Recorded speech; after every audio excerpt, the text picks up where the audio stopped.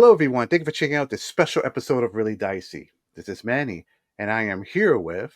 I'm Mike Mason from Chaosium, Call of Cthulhu, creative director, and I'm joined by Keris McDonald, also associate editor for Call of Cthulhu, with a particular interest in the Cthulhu By Gaslight line. I'm so excited to talk to you both because this period of history has always fascinated me. I don't know, it's because I love the Sherlock, anything with Sherlock Holmes. Maybe it's the close of that time period. I don't know what it is, but this is pretty much if I'm not playing a modern day or a fantasy setting, this setting I've always been asked to run a game on from different game systems. Just because that time period, something about it is it's just very interesting. So yes, today we're going to talk about Cthulhu by Gaslight. Currently, the Investigator's Guide is out right now, and later this year in 2025, we'll have the Keeper's Guide. Am I correct? Yeah, that's should be out about in March time. So just a month or two in theory. Yeah, excellent. So this is, I believe, the fourth version of the book that's been printed by Chaosium. Yeah, this will be the fourth edition of Cthulhu by Gaslight from Chaosium. Yeah, the last one, third edition, was back in 2012, I think. That was the third edition. Let me ask you all this first. So I'm definitely going to talk about, of course, the player options and who you can be and all that stuff. But I have to ask, what interested me every time a new edition comes out from one of your source books is the lore changes. Our fascination with mythology keeps evolving. So therefore our fascination with the Victorian era especially keeps evolving. Our view of, for example, Sherlock Holmes keeps evolving and changing as well. So if I may ask, for this new version, what can we expect setting-wise? So the new version, because we have split it out into a sort of investigator-facing, player-facing books and a keeper-facing book, this means that we can give an awful lot more information to players about the setting in this first investigator's guide, everything they need to play in the world without being, accidentally sneaking a look at any of the secrets that the keeper is keeping for down the line. So we've got loads of stuff on the Victorian era. We have got very much an expanded view of what it means to play in the Gaslight setting. So instead of just, playing Sherlock Holmes types or Watson types, not just sort of middle-class gentlemen, you've got a real expansion of this kind of investigators you can play from all sorts of classes, from criminal class, working class people doing all sorts of interesting things, lots of information on how to play women, and all sorts of different people. So it's very much, instead of being a sort of tightly focused just assumption about what player types, what investigator types you're going to have, it's very much broader now. Mike? Yeah, I think just to kind of expand on that slightly would be to say the previous editions of Cthulhu by Gaslight very much focused on that kind of upper middle class kind of gentry kind of sphere of society, which obviously you kind of tend to see a lot of in that kind of period drama and so forth.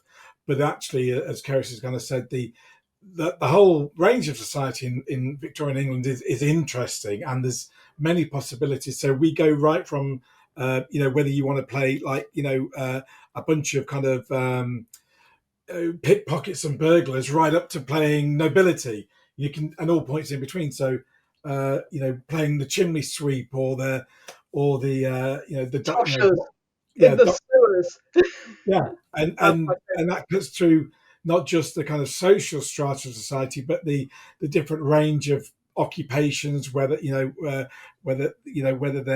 male dominated, female dominated, or could be either, or whatever it is. That there's a whole kind of range of things that you wouldn't have found in the older versions of Cthulhu by Gaslight, which is very much focused down on that kind of as I call it, consultative detective kind of strata, which is fine. And if you want to play just that's you can do it.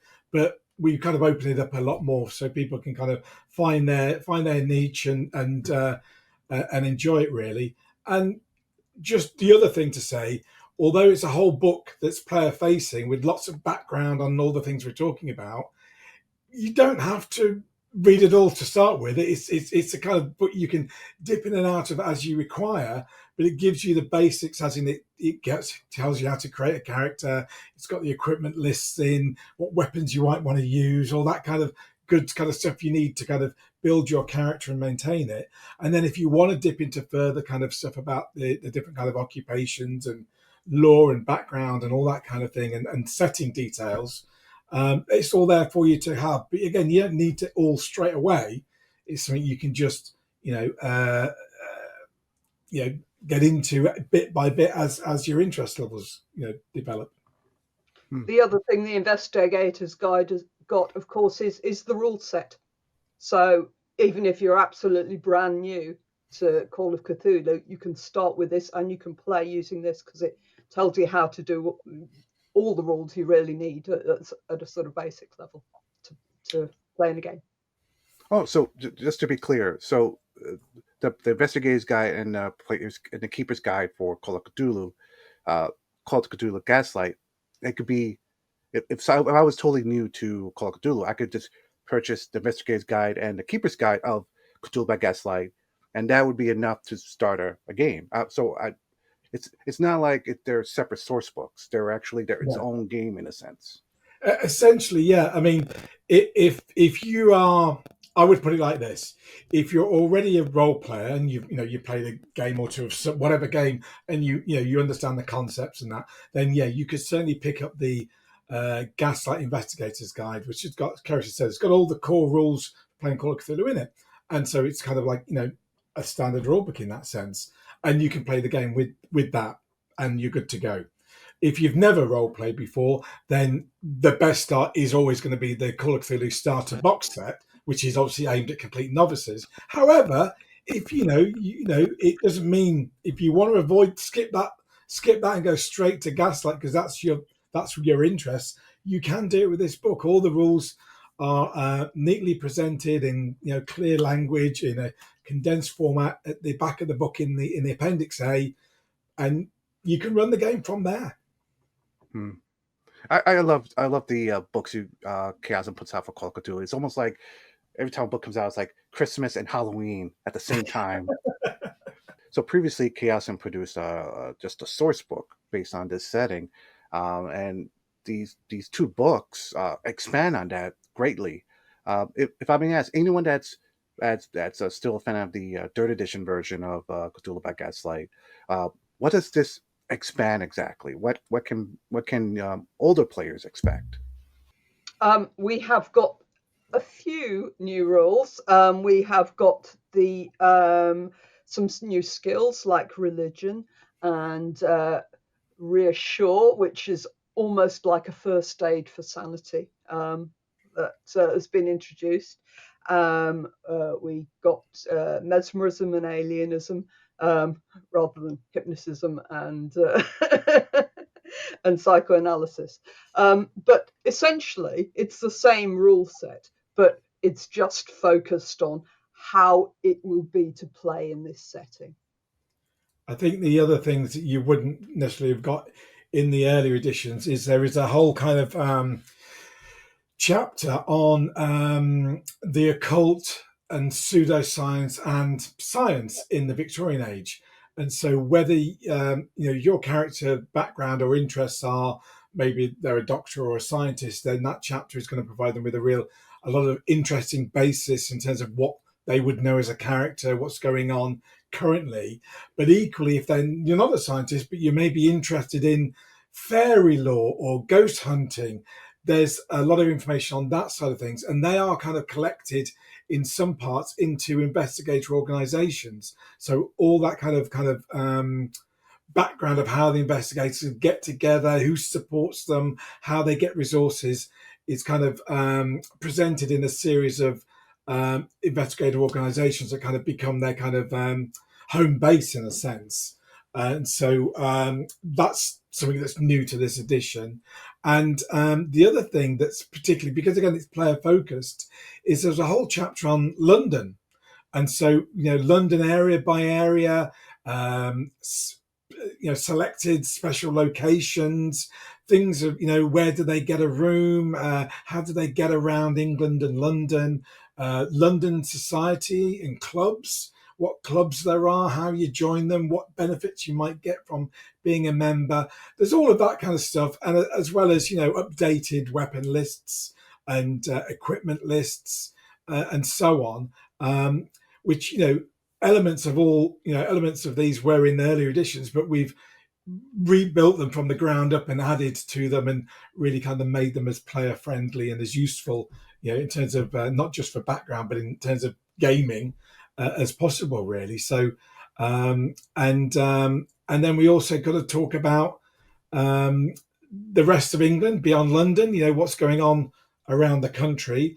And then we talk about, the rest of the world, what's going on in the rest of the world. So, whereas earlier editions tended to focus just on London and maybe just outside of London, we're trying to take a broader view with Cthulhu by Gaslight. There is a kind of initial kind of London focus, but from the word go, you can set your Gaslight games anywhere, whether it's somewhere else in England or Wales or Scotland or Ireland, or on the East Coast USA, which is obviously, Boston and New York and Salem and so forth, and Arkham and Dunwich and Kingsport, which all existed in this time period.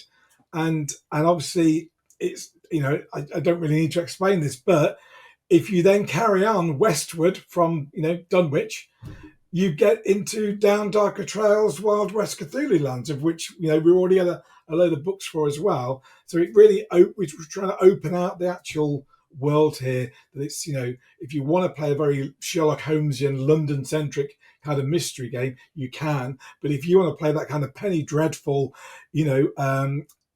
people from England and around the world are off on adventures in the Wild West, or they're coming from the Wild West and chasing witches and mythos monsters in Berlin or London or wherever, you can. So it's all very much broadened out than perhaps the original editions you would have found them to be. And of course, this is the height of the British Empire, so Britain has got tentacles right across the globe. So it's easy to set games in far-flung places. So yeah, we've got a whole chapter on all the different sort of imperial holdings. I'm not going to ask about maps and things like that, because anyone that's collected Chaosium books for a long, long time knows that the Chaosium does a great job in mapping everything out. So let me ask you this instead. Was it a lot of fun incorporating history and fantasy together to create the setting, and were there any challenges whatsoever? I love this. This is I had so much fun, just doing that, going through, trying to tie in history and fantasy, and this is what really floats my boat. I just love it. So much of it is genuinely weird. This is an era where people were just pushing the boundaries of knowledge in all sorts of ways. Science seemed to be, going into frontiers that they didn't know what the limits of science could be, so they would push in every direction. So the supernatural was possibly part of science, and it seemed to be that you could invent things that could do almost anything.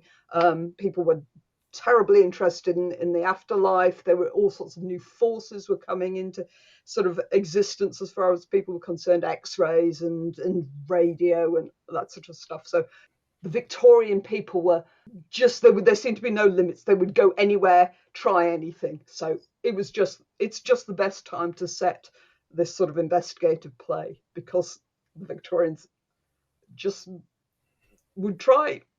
Yeah, there's that whole kind of like convention of like the kind of stiff upper lip, kind of very stolid kind of Victorians who, very, very reserved, which, and there were people like that, but actually there are many other people who are wildly adventurous and flamboyant and weird and so forth. So it makes really great. In search of peril. Yeah, it's a great basis to create your own kind of player characters from, but also as a keeper, there's loads of potential for great NPCs you can kind of introduce. And the other thing I probably should say about the difference between earlier editions and the new one is that early editions tended to focus on the kind of the 1890s decade only, which is a great decade to focus on. But we've kind of broadened that out to actually kind of be more kind of 1880 through to 1900, because technically the Victorian era doesn't end till the early 1900s when Victoria actually dies.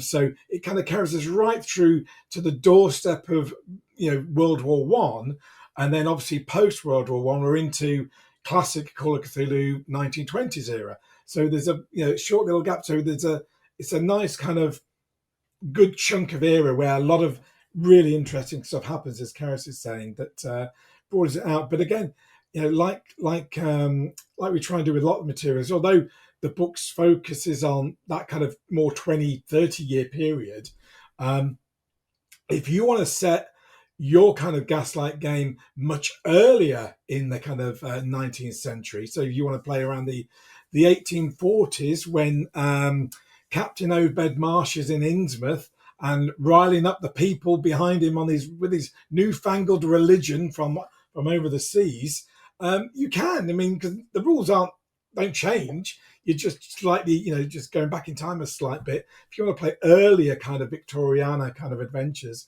you can. It's all there, kind of there to use in that way. So again, we're just trying to make it as flexible and to help people find their thing, really, their thing that they want to explore and play with. And before I talk about the technical aspect of the book, and I'm sure our viewers want to know about that as well, but I can't help to ask, when you were creating this, what inspires you? Where did you go when this project came to be? Where did your first mind go to, like, for inspiration? Is there certain like TV shows, certain novels, certain movies? Penny Dreadful. It's all the things. Dracula, Frankenstein, War of the Worlds. So many of the classic sort of horror genre novels are actually are Victorian ones. And for me, M.R. James, I know he's slightly later, sort of tends to be end of Victorian and then into the Edwardian period. But the ghost stories and Arthur Macken's horror, which is all very sort of set in the hills of Wales, and sort of terrible atavistic things crawling out of darkness. Just it all slots in so beautifully to Call of Cthulhu. Yeah, you've got like Dr. Jekyll and Mr. Hyde, another classic one. But I mean, all the kind of the we you can't help but mention Sherlock Holmes and all of the, whether you're reading the novels or you're watching the different TV series or the various many films, with the Hammer version of the Hound of the Baskervilles or whatever it is. All of these are just steeped in that era, in that sense. So they all are great inspiration. The Island of Dr. Moreau, Camilla, and so forth, and a lot of these, you will find the DNA, or a lot of all of these in the book, because we put a lot of Keris put a load of sources in terms of this comes from this book. If you want to read the original, this is where you get it, basically. So again, depending on how in depth you want to be and whether you like going back and reading all these kind of classic stories. Oh, another one, 20,000, what is it, 20,000 Leagues Under the Sea. Yeah, that's right. We've got Captain Nemo, and all of that going on here as well. So because this obviously is standard Call of Cthulhu, but within Cthulhu by Gaslight there are rules and ideas for Pulp Cthulhu if you want to pulpify your Gaslight games. And indeed, there's all sorts of crazy gadgets, Victorian era gadgets that you can find in the book as well. So pulp is taken care of as well in here. Both of you sort of answered this already, but when it comes to player options, so what I know you mentioned some things already of who you can be in this game. Where, how far does it go in options? Like um, like what's available? I'm trying to think, I can't remember how many gaslight occupations for your characters there are, but there are quite a few. I'm just looking at them now. So, there's the adventuress. The Victorian era is full of notable ladies who went off and did amazing things, just on their own, on their own. So that's a kind of an occupation in and of itself.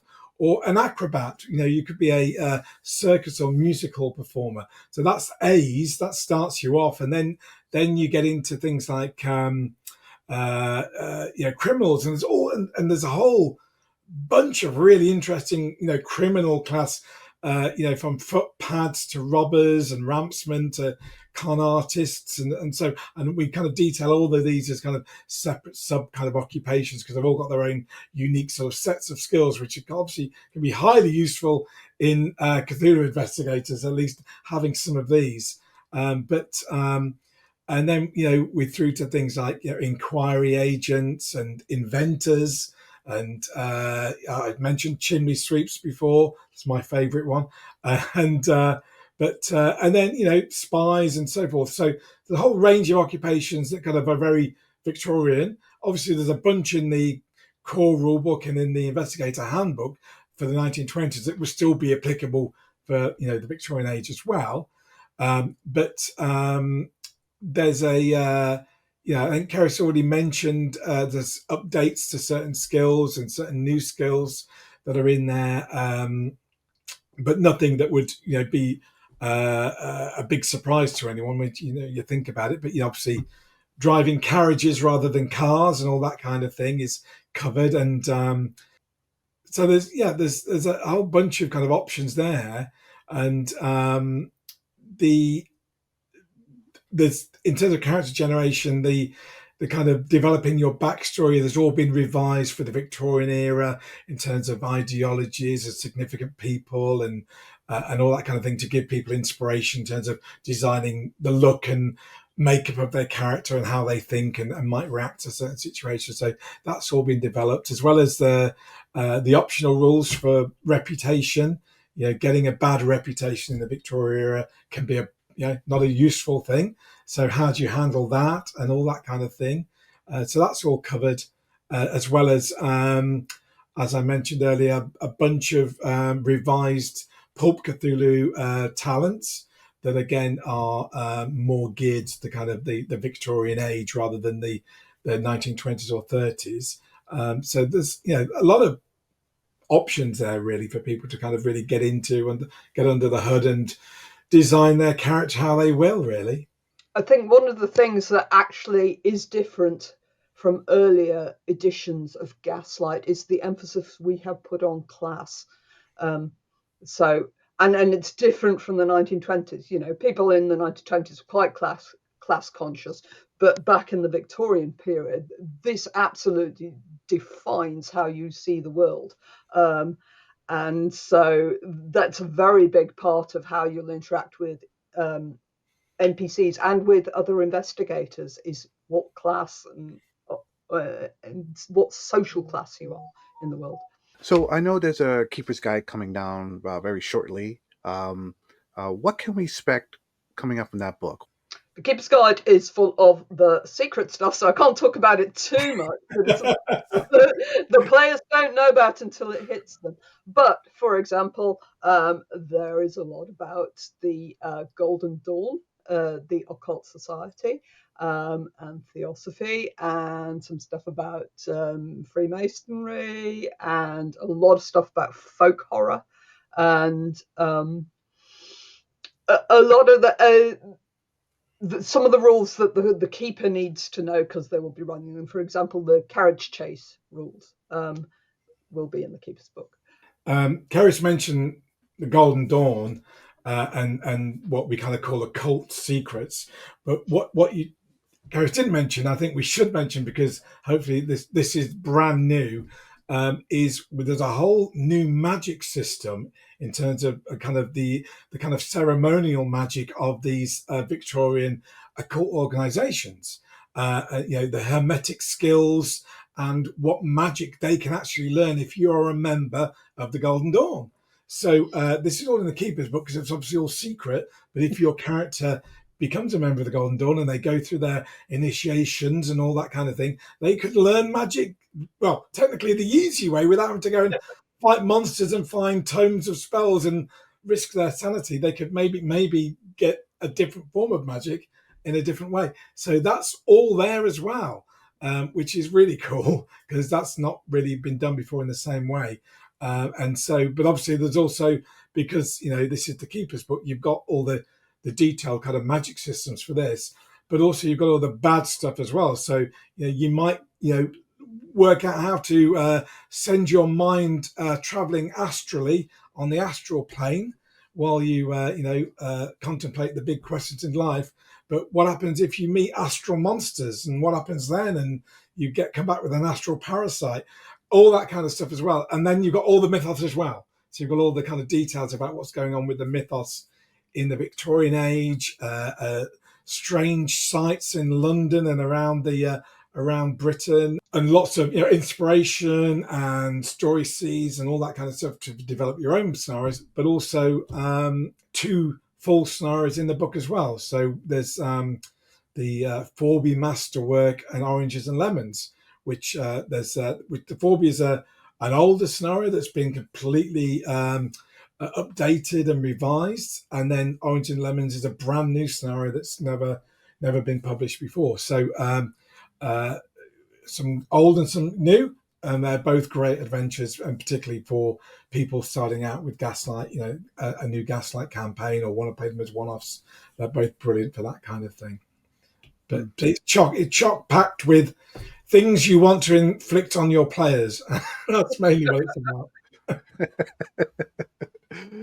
The artwork for your books have always been fantastic. Was there any different directions you wanted to go to? What can you tell us about the art style? The art style it's not a million miles away from our other Cthulhu books, but what I think generally what we try to do with every new release, we're constantly trying to turn up the dial in terms of the quality and the attention to detail with our artwork. For instance, it wasn't very long ago that we kind of went to full color art throughout. And again, Gaslight is full color art throughout. And we've used a range of artists. We've used some artists we've been working with for a long time. I'm just thinking of people like John Sumrow, for instance, and Caleb Cleveland, whose names will be very familiar to people who've seen the books. But we've also been working with a lot of newer artists as well, from Europe and also from South America. And we're really interested to kind of get newer artists kind of developed and part of the kind of Chaosium family. And so there's some really cool pieces and some slightly, while we try and have the styles, that styles that complement one another, they are sometimes, fairly unique styles, which are, cool in their own right. So it's a feast for the eyes is what I can tell you. And we've got, I think I'm just doing a quick count. 1, 2, 3, 4, 5, 6, 7, 8, probably about 18, 20 artists in total, have all contributed, different art for certainly the player book, and obviously, a whole bunch of others, as well as some of the ones in the player book, worked on the Keeper's book. And in terms of the maps and things, obviously Matt Ryan, our in-house cartographer, worked with us on this book, but we're also really fortunate to work with Elisa Faden, who did the work on, we did a brand new kind of, street level map of London, which is massive. It's a massive map. And Alyssa did a great deal of work and did a fantastic job on putting that map together, which obviously comes in the book and comes as it's correct. I'm just checking now. It comes as a pull-out poster map in the book. Yes, just checking. I've got one here. It's just one here. So, but obviously, it's such a crazy detailed map that even with the pull-out poster map you get with the book, we've done a larger version that you can order if you want from our Chaosium's Redbubble store. So if you want a giant size, fill your wall kind of Duvet poster cover. of London. In fact, if you can just see that, that's an early example, and that's just, you can see a quarter of it there. So, but so there's lots of really cool visual stuff in the book. And the other thing to say is this: it's got a the actual graphic design of the book is new. We actually worked with Chandler Kennedy, who is now working with us in terms of layout and design, particularly on the Call of Cthulhu line, but across some of the other game lines in Chaosium. And Chandler, we worked together to actually put a new look together for the Gaslight range. And so it does look a little different to the 1920s kind of style of Cthulhu books. It's got a different kind of feel and different kind of graphics and so forth. And one of the objectives was to make it as clear, better in terms of readability, in terms of clearer font, clearer text.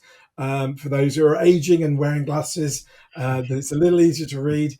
And so the font is a little larger than in some of the standard books, and perhaps maybe a little clearer as well. So, we're just trying to, again, every step we do, we're trying to just improve the quality, improve accessibility and usefulness, as well as all the other good stuff. That it's a cool book, that it's fun to play with, that makes you inspired to want to play in the games and want to run games. It does all those things as well, but all the kind of supporting stuff around the look of it, the feel of it, the style of it, hopefully aids that as well. And we're constantly trying to develop that. And I have to say, Chandler has done a fantastic job of kind of visually putting this all together, and Keris has done a fantastic job of putting all the text together and making sense of all the various older editions and all the new material we put together for it, and all the additional research and so forth. So it's been a real kind of team effort, but Keris has had the lion's share, I would say. So hats off to Keris for pulling it off and producing these two fantastic books, and more to come in terms of the Gaslight. So we're just going to carry on expanding. We're going to go beyond London. We have got a campaign coming up, which will go out into England and Wales, and it will just carry on getting bigger and bigger as we go on with the Gaslight. You just answered my next question. And the timeline for that, do you see that like later in the year, maybe early 2026, or? Yeah, it's always hard for us to give you definitives on release dates, because we are mere creators. We just kind of make the things, and then it goes into the machine, and the sausage machine, and it turns up on a ship, in a crate somewhere, and ends up in a warehouse, which has nothing to do with us.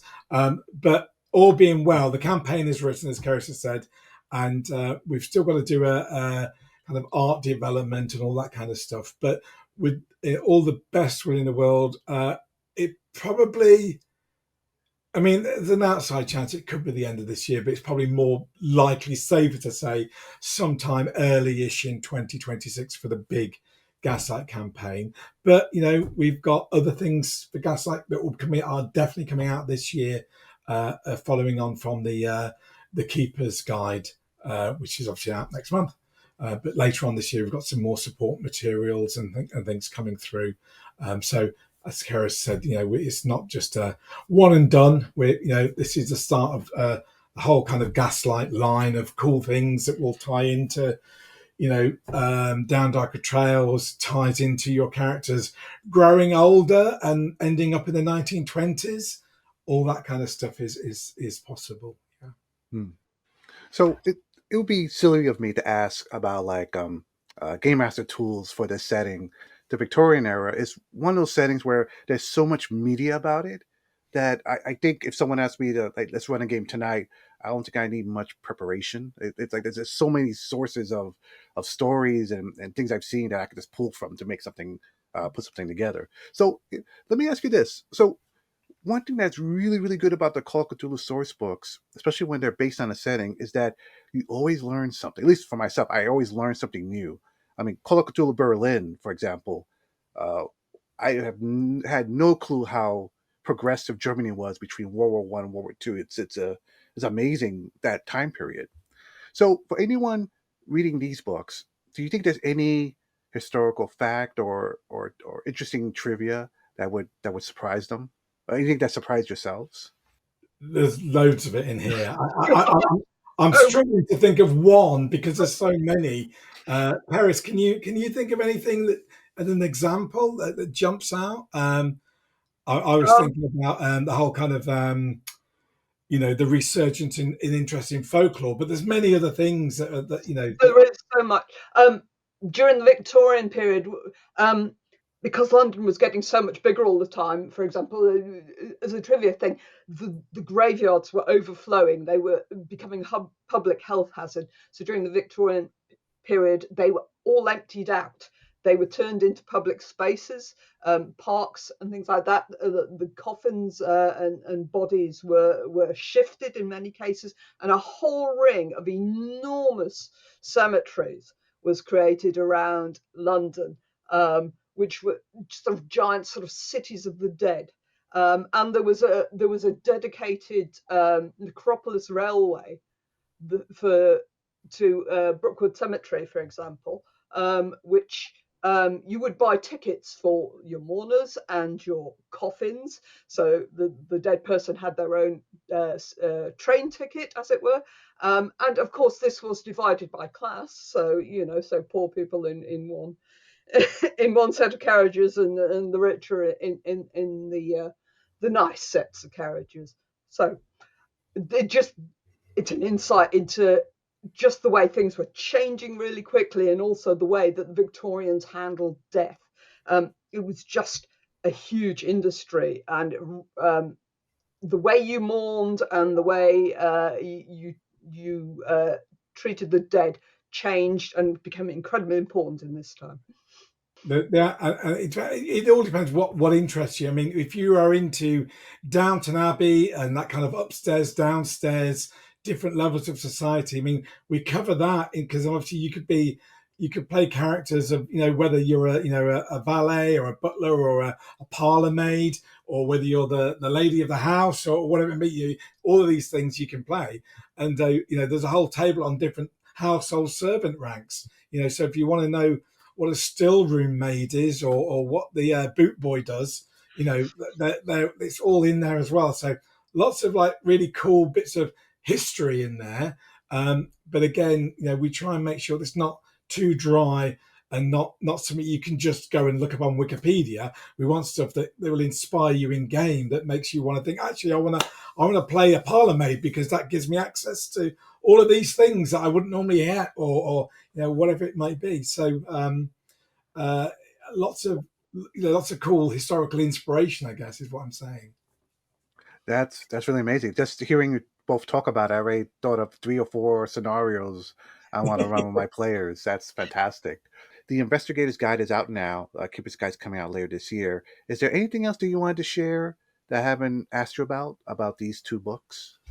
I think just to reiterate, if people haven't really kind of bought any Cthulhu or Chaosium game books before, if they're interested in this one, if you do buy the physical print books from Chaosium, chaosium.com, you get the full PDFs for free as well. All of our print books come with the PDFs for free, and that includes all the kind of things like player handouts and play aids and maps and things like that.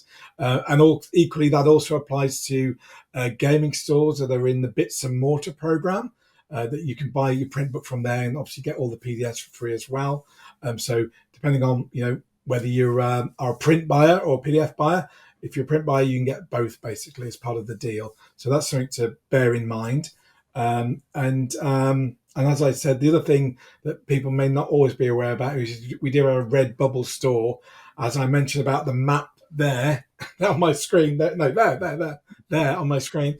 If there's not just for Gaslight, but for a lot of other games as well, and Call of Cthulhu stuff as well. There's lots of maps and artwork and for game aids, as well as mugs and t-shirts and hats and phones and all that kind of thing. So if you're ever interested in that kind of thing as well, then maybe having a look at our Redbubble store might be, you might end up with a cool map that's also a shower curtain. Multiple uses you can have. But no, that's it. And obviously, if you want to know more about what's coming out for Gaslight down the line, if you're not already subscribed to the Chaosium mailing list, you just go to our website, chaosium.com. You can sign up for our free mailing list. And so you'll be among the first to hear about the new kind of forthcoming Chaosium books, including forthcoming Gaslight books and Call of Cthulhu books and so on. I don't think Mike mentioned it, but if you are interested in pre-generated investigator characters, they're also available on the chaosium.com website. You don't need to buy anything at all. You can just download them from there. So you don't even have to roll your own characters. If you really don't want to, you can just launch straight in there. We've got, I think, 10 pre-gens up there. Yeah, if you head to the product page for the Cthulhu by Gaslight Investigator's Guide, scroll down to near the bottom. There's a whole bunch of PDF downloads for free. As Kerry said, there's a whole bunch of pre-gen characters, but you can look at some of the maps and all the things that are included in the book, and you can get them all as a free kind of download as well. So, thank you both for taking the time to talk to us about Cthulhu by Gaslight for the Call of Cthulhu series of role-playing games from Chaosium, particularly the Investigator's Guide and the Keeper's Guide. And to our viewers, thank you for watching. Stay safe out there. We'll see you next time.